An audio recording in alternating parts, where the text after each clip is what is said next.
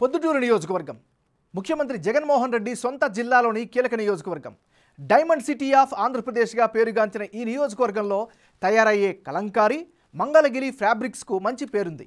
ఈ నియోజకవర్గంలో గడిచిన 2 సార్లు వైసీపీ పార్టీ విజయకేతనం ఎగురవేసినా ఇక్కడ టీడీపీ కూడా బలంగా కనిపిస్తోంది. నంద్యాల వరదరాజులు రెడ్డి శిష్యులుగా రాజకీయ ప్రస్థానం ప్రారంభించిన మల్లెల లింగారెడ్డి, రాచమల్లు శివప్రసాద్ రెడ్డి ఇప్పుడు బరిలోకి దిగి ఢీకొట్టేందుకు రెడీ అవుతున్నారు. ప్రస్తుతం వరదరాజులు రెడ్డి, లింగారెడ్డి టీడీపీ క్యాంప్లో ఉండగా శివప్రసాద్ రెడ్డి వైసీపీలో ఉన్నారు.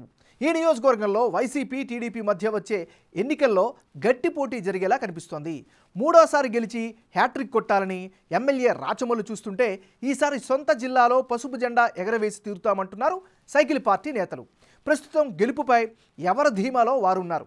మరి నిజంగా నియోజకవర్గంలో వాస్తవ పరిస్థితులు ఎలా ఉన్నాయి, ఎవరికి అనుకూల పవనాలు వీస్తున్నాయి అనే అంశాలపై Big TV exclusive election survey చేసింది. ఆ వివరాలను చూసే ముందు 2019 ఎన్నికల ఫలితాలను పరిశీలిద్దాం.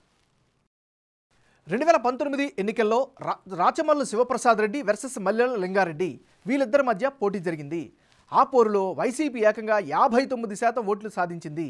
అదేవిధంగా తెలుగుదేశం పార్టీ కేవలం 36%, ఇతరులకు 5% ఓట్లు పోలయ్యాయి. అంటే 2019 ఎన్నికల్లో పొద్దుటూరులో వైసీపీ ఘన విజయం సాధించింది. ఏకంగా 59% ఓట్లు సాధించి రాచమల్లు శివప్రసాద్ రెడ్డి ఘన విజయం సాధించారు. 2014 కంటే 8% ఓట్లు అధికంగా సాధించారు రాచమల్లు. ప్రజా సమస్యలను పరిష్కరించడంలో ఆయన చూపిన చొరవ, ఆయన పాజిటివ్ ఇమేజ్ 2019లో ఆయన గెలుపుకు కారణమయ్యాయి. ఇక టీడీపీ వరదరాజుల రెడ్డికి కాకుండా ఈ ఎన్నికల్లో మల్లెల లింగారెడ్డికి టికెట్ ఇచ్చి బరిలోకి దింపింది. అయితే ఆయన కేవలం 36% ఓట్లు మాత్రమే సాధించగలిగారు. ప్రస్తుతం ఈ ఎన్నికల్లో ప్రచారంలో వరదరాజుల రెడ్డి యాక్టివ్గా పాల్గొనలేదు. అంతేకాకుండా ఆయన మద్దతుదారులు కూడా టీడీపీ అభ్యర్థికి సహకరించలేదు. అటు వైసీపీ వేవ్, రాచమల్లు పాజిటివ్ ఇమేజ్తో పాటు అంతర్గత కుమ్ములాటల కారణంగా ఆ ఎన్నికల్లో టీడీపీ ఓటమిని మూటగట్టుకుంది. ఇక కాంగ్రెస్ నుంచి బరిలోకి దిగిన గొర్రె శ్రీనివాసులు కేవలం 1% ఓట్లను మాత్రమే సాధించగలిగారు. ఇవి గత ఎన్నికలకు సంబంధించిన లెక్కలు. మరి ఈసారి పరిస్థితులు ఎలా ఉన్నాయి అనే దానిపై బిగ్ టీవీ నిర్వహించిన సర్వే రిపోర్టును ఇప్పుడు చూద్దాం. ముందుగా ప్రస్తుతం ఎమ్మెల్యేగా ఉన్న రాచమల్లు శివప్రసాద్ రెడ్డి ప్లస్లేంటి మైనస్లేంటో గమనిద్దాం. ముందుగా ఈయనకి ఈసారి ఎన్నికల్లో అనుకూలంగా మారేటటువంటి అంశాలు ఏమిటి? నియోజకవర్గ ప్రజల్లో పాజిటివ్ ఇమేజ్ అయితే స్పష్టంగా కనిపిస్తోంది. మరోవైపు మొదటి నుంచి స్థానికంగా ఉన్నటువంటి గుర్తింపు కూడా ఈయనకి లోకల్ ఫ్యాక్టర్ బాగా కలిసొచ్చే అంశం. వరుసగా 2 సార్లు గెలుస్తూ రావడం వల్ల పొలిటికల్గా ఖచ్చితంగా స్థానికంగా అడ్వాంటేజ్ అయ్యే అవకాశం కనిపిస్తోంది. మరోవైపు ఈ నియోజకవర్గంలో అభివృద్ధి కూడా బాగా జరిగింది అనేటువంటి అభిప్రాయం కూడా వ్యక్తమవుతుంది.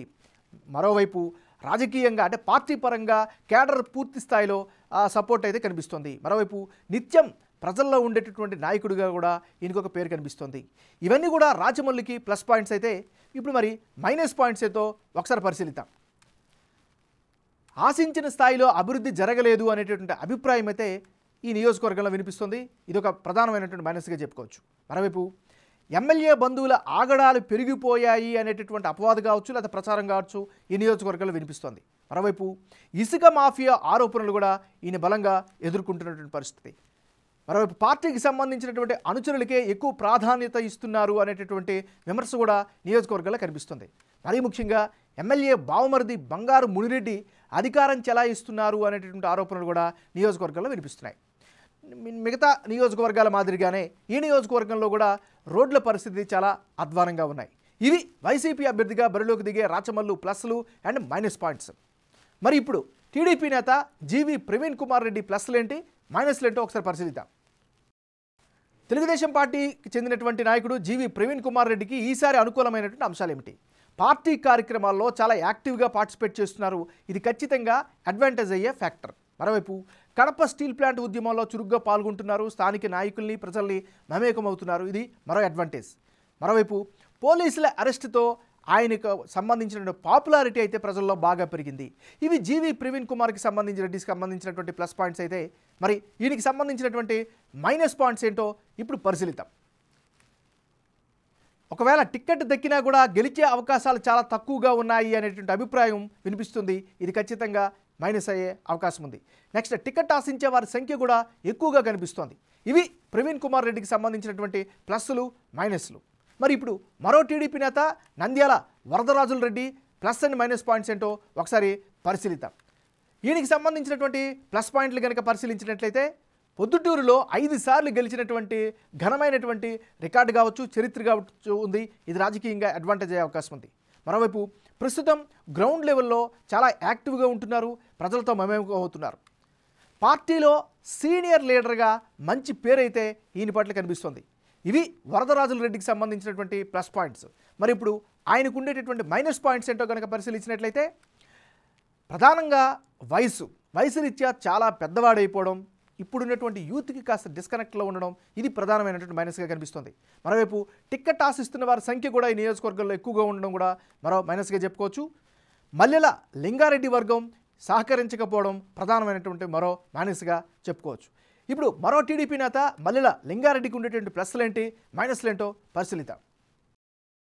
మల్లెల లింగారెడ్డికి ఉండేటటువంటి అనుకూల అంశాలు: గత ఎన్నికల్లో ఓడిపోయారు అనేటటువంటి సానుభూతి, సింపతి ఫ్యాక్టర్ ఖచ్చితంగా కనిపిస్తోంది. మరి ముఖ్యంగా గత కొన్ని నెలలుగా చాలా యాక్టివ్గా ఉన్నారు, ప్రజల మధ్య ఉన్నారు, పార్టీ కార్యక్రమాలు నిర్వర్తిస్తున్నారు. ఇక పార్టీ పరంగా చూస్తే సొంతంగా క్యాడర్ను కూడా ఆయన మెయింటైన్ చేస్తున్నారు. ఇది అదనపు బలంగా చెప్పుకోవచ్చు. ఇవి మల్లెల లింగారెడ్డికి సంబంధించినటువంటి ప్లస్ పాయింట్స్.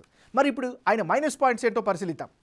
మల్లెల లింగారెడ్డికి మైనస్ పాయింట్స్: శివప్రసాద్ రెడ్డితో సన్నిహితంగా ఉంటారు అనేటటువంటి ప్రచారం పొలిటికల్గా కాస్త డ్యామేజ్ చేస్తుంది అనే అభిప్రాయం కూడా కనిపిస్తోంది.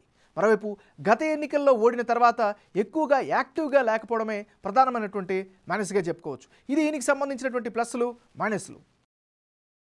ఇక రానున్న ఎన్నికల్లో ఎవరెవరు బరిలో ఉంటే ఫలితాలు ఏ విధంగా వచ్చే అవకాశం ఉందో పరిశీలిద్దాం. ముందుగా రాచమల్లు శివప్రసాద్ రెడ్డి వర్సెస్ జీవి ప్రవీణ్ కుమార్ రెడ్డి. వీళ్ళిద్దరి మధ్య కనుక పోటీ జరిగితే ఆ పక్షంలో వైసీపీకి 48%, తెలుగుదేశం పార్టీకి 44%, ఇతరులకు 8% ఓట్లు పోలయ్యే అవకాశం ఉంది. అంటే ఎప్పటికిప్పుడు ఎన్నికలు జరిగి రాచమల్లి శివప్రసాద్ రెడ్డి, జీవి ప్రవీణ్ కుమార్ బరిలోకి దిగితే వైసీపీకి అనుకూలంగా 48% ఓట్లు, తెలుగుదేశం పార్టీ అభ్యర్థికి 44%, ఇతరులకు 8% ఓట్లు దక్కే అవకాశం ఉన్నట్లు బిగ్ టీవీ సర్వేతో తేలింది. ఈ నియోజకవర్గంలో ఉన్న వైసీపీ సంప్రదాయ ఓట్లతో పాటు ప్రభుత్వ సంక్షేమ పథకాల అమలు కూడా చాలా ఎఫెక్ట్ చూపే అవకాశాలున్నాయి. అదే సమయంలో ప్రవీణ్ కుమార్ను ప్రజలు రాచమల్లుకు తగ్గ అభ్యర్థిగా పరిగణించడం లేదు అని తెలుస్తోంది.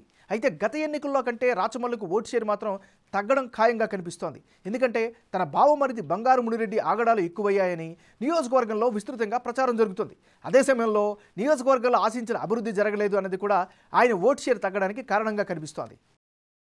టీడీపీకి ఓటు షేర్ తగ్గడానికి ప్రధాన కారణంగా పార్టీలో ఉన్న అంతర్గత విభేదాలని తెలుస్తోంది. ముఖ్యంగా మల్లెల లింగారెడ్డి వర్గం ప్రవీణ్ కుమార్కు ఏమాత్రం సహకరించడం లేదని తెలుస్తోంది. ఇక సినేరియాలో రాచమల్లి శివప్రసాద్ రెడ్డి, నంద్యాల వరదరాజులు పోటీ పడితే ఫలితాలు ఎలా ఉంటాయో కనుక పరిశీలించినట్లయితే రాచమల్లు శివప్రసాద్ రెడ్డి వర్సెస్ నంద్యాల వరదరాజుల రెడ్డి, వీళ్ళిద్దరి మధ్యగానే పోటీ జరిగినట్లయితే, అంటే ఇప్పటికిప్పుడు ఎన్నికలు జరిగి రాచమల్లు శివప్రసాద్ రెడ్డి, నంద్యాల వరదరాజులు బరిలోకి దిగితే పోరు హోరాహోరుగా ఉంటుందని బిగ్ టీవీ సర్వేలో తేలింది. రాచమల్లుకు 47% ఓట్లు వస్తే వరదరాజులకు 46% ఓటు షేర్ దక్కే ఛాన్సెస్ కనిపిస్తున్నాయి. ఇక ఇతరులకు 8% ఓట్లు దక్కే అవకాశం ఉందని, 5 సార్లు ఎమ్మెల్యేగా గెలిచి రికార్డు ఉన్న వరదరాజులకు కనుక టికెట్ దక్కితే రాచమల్లు గట్టి పోటీ తప్పదని అర్థమవుతుంది. అయితే ప్రవీణ్ రెడ్డి వర్గం సహకరించిన లింగారెడ్డి వర్గం ఆయనకు సహకరించడం అనుమానమే. అయితే ఈ క్యాలిక్యులేషన్స్లో కూడా 1% ఎక్కువ ఓటు షేర్తో రాచమల్లు గెలిచే అవకాశం ఉందని బిగ్ టీవీ సర్వే చెబుతోంది. ఇక రాచమల్లు శివప్రసాద్ రెడ్డి, మల్లెల లింగారెడ్డి బరిలోకి కనుక దిగితే ఫలితాలు ఎలా ఉంటాయో ఇప్పుడు ఒకసారి పరిశీలిద్దాం. అంటే వైసీపీ తరపున రాచమల్లు శివప్రసాద్ రెడ్డి, తెలుగుదేశం పార్టీ మల్లెల లింగారెడ్డి కనుక బరిలోకి దిగినట్టయితే, అంటే ఇప్పటికిప్పుడు ఎన్నికలు జరిగి రాచమల్లు శివప్రసాద్ రెడ్డి వర్సెస్ లింగారెడ్డి బరిలోకి కనుక ఉంటే రాచమల్లుకు 49% ఓట్లు, లింగారెడ్డికి 42% ఓట్లు దక్కే ఛాన్సెస్ కనిపిస్తున్నాయి. ఇక ఇతరులకు 9% ఓట్లు వచ్చే ఛాన్సెస్ ఉన్నాయి. అయితే లింగారెడ్డికి వరదరాజుల రెడ్డి వర్గం సహకరించకపోవడంతో ఆయన ఓటు షేర్ తగ్గిపోయే సూచనలు ఉన్నాయని తెలుస్తోంది. పార్టీ ఎవరికి టికెట్ వచ్చినా సపోర్ట్ చేస్తారని వరదరాజుల రెడ్డి బహిరంగంగానే ప్రకటించారు. కానీ అది అమలు జరిగే విషయంలో అనేక అనుమానాలు ఉన్నాయని ప్రచారం జరుగుతోంది. మొత్తంగా ఏ సినియర్ ఎలా చూసుకున్నా ఈ నియోజకవర్గంలో రాచమల్లుదే విక్టరీ అని చెబుతోంది బిగ్ టీవీ ఎలక్షన్ సర్వే.